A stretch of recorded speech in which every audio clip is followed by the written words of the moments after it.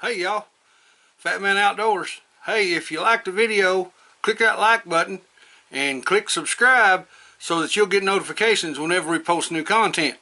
Appreciate you watching. This is the Fat Man. I'm gone. Hey y'all, Fat Man Outdoors.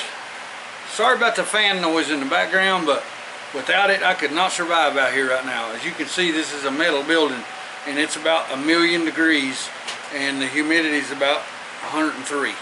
So yeah, it's pretty hot. But anyway, I got something I want to show y'all today. I'll try to make this as brief as possible. I'm going to talk about it just a little bit. And it's a pretty special item that I want to show you. What it is, get it out here, is a Smith Wesson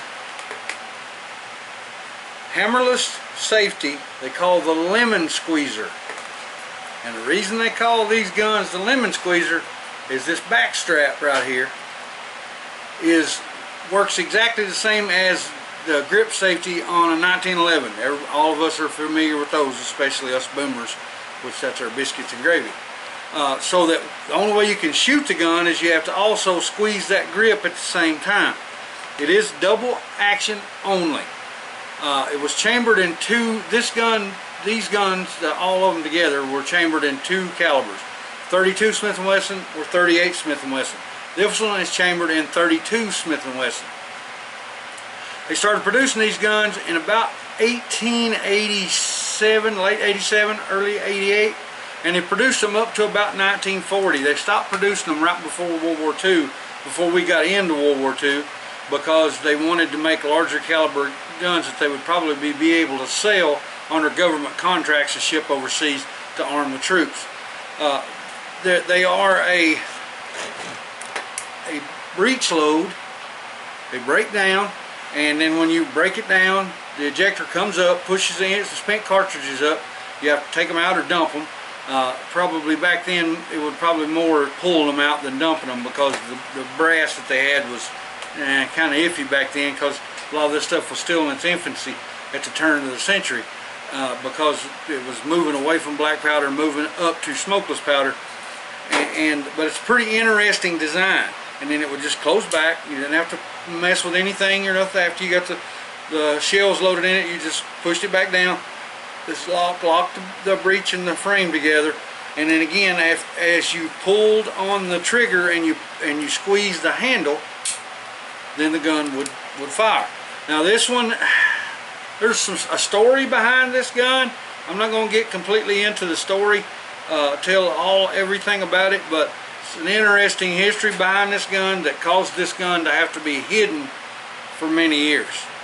Let's just say that. And it did suffer the abuses of nature while it was hidden. It was at one time beautifully nickel finished. But now most of the nickel, probably, I won't say most of it, but probably 35 or 40% of it's gone. Probably 90% on the cylinder is gone. But the gun to me is still absolutely beautiful. I had never held one of these in my hand. I have seen them in books, but I'd never held one in my hand until yesterday. And the other day, the guy that had it told me that he had it, and I was like, "Are you joking?" And he, "No, I've got one." And I said, and he said, "People always called it the lemon squeezer. My great grandpa did. It was his great grandfather's personal pistol."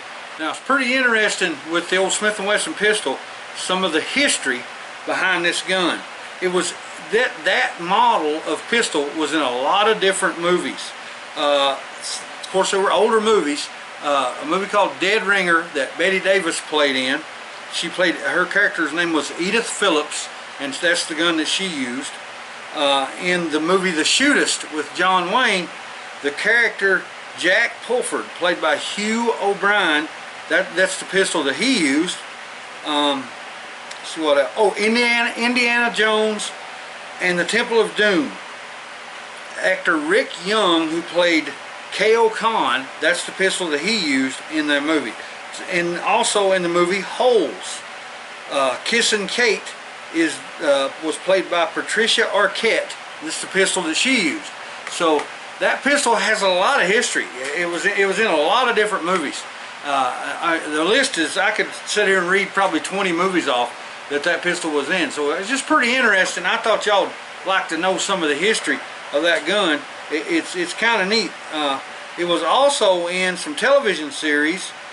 It was in Agatha Christie's television series.